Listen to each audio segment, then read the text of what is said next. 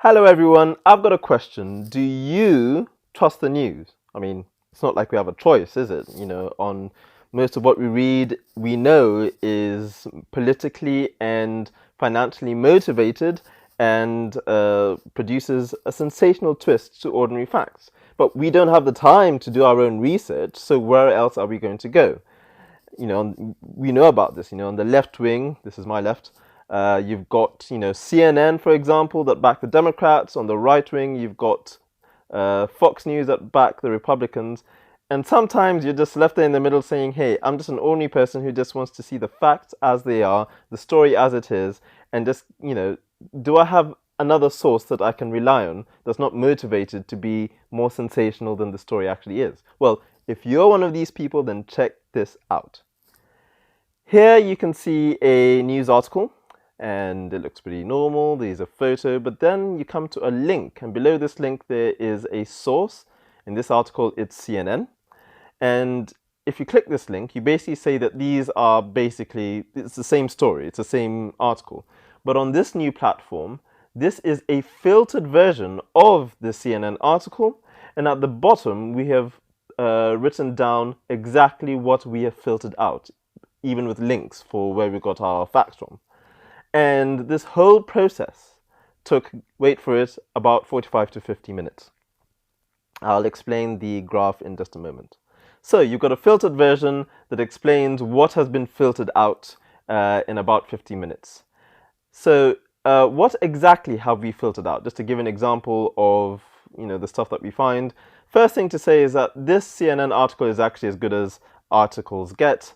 And it's very balanced. It's quite fair. It says that it's a CNN, so it was a poll done by themselves, and most of the facts and figures are very well presented in this article in a very balanced way. However, there still are things about this article that that will affect your judgment that you need to know about that the CNN article does not state.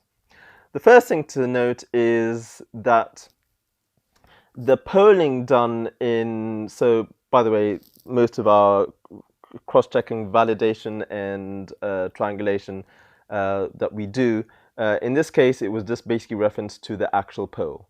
So here's the actual poll, and there's a link to it by CNN. Thank you for that. And the first thing you should note is that, like most polls, this poll has a margin of error. It's a statistical, it's something that's statistically important. The margin of error base is 3.5, which basically says that when there is a difference above 3.5% in the statistics, that is when the statistics become a bit more significant than they actually are. I know I'm simplifying it quite a lot. But what's important is that most of the statistics across time, as you can see, polls done in the previous month, fall within this margin of error. This means that the figures themselves aren't actually, well, that's important, okay? And we know how polls are done. They call about 1,000 to 1,500 people, and they ask them certain questions. And so the differences across time actually aren't that significant. And most of the differences fall within this margin of error. So that is something that you should know. But this is not stated in the article. The second thing that you should know is that the sampling is biased. So 33% of those who answered the questions were Democrats, and 28% of them are Republicans, and that is actually reflected in the results. So that's a very important thing for you to know. And there's something else that we think might be a little bit misguiding. And that is that there's a distinction in this poll between likely voters and registered voters, people who declare themselves as, well, I haven't registered yet, but I think I will vote, and those who've actually registered. There's hardly any statistical difference between them. Yet, CNN only references likely voters, or puts a huge emphasis on likely voters. And why is that the case? Well, we think that it implies something. It is suggestive that this is what people are actually going to do. Well, that's a definition of likely. But why don't they put as much emphasis on registered voters? After all, registered voters are more likely to vote because they've actually registered than those who've only said that they're likely to vote and not registered. So we think this is important. Uh, and so we've put all that at the bottom and of the bottom of this new filtered version, and we have changed the article accordingly. For example, the first thing you'll notice is that the headline, rather than saying, I mean, like the whole 3.6, 3.5 margin of error, the original CNN article says that Trump expands his lead. We just say that there are signs that his lead has been expanded. These are just one of the small changes that we make throughout the article. Now, the scoring, the graph at the bottom basically says, we test the three categories are truth, validity, and bias. Truth is, are the claims true? Are they taking things out of context? Or the certain tests that we take this through.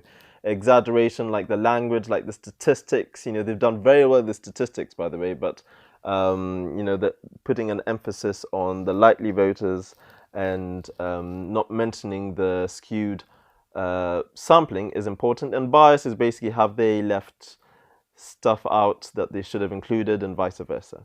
As I said, this is as good as most articles get. We did a sort of test of about 100 articles when we first tried this program, and only 13% of them came out like completely green. So very few of them actually do this. And sometimes it's not intentional. Sometimes there's a lack of space.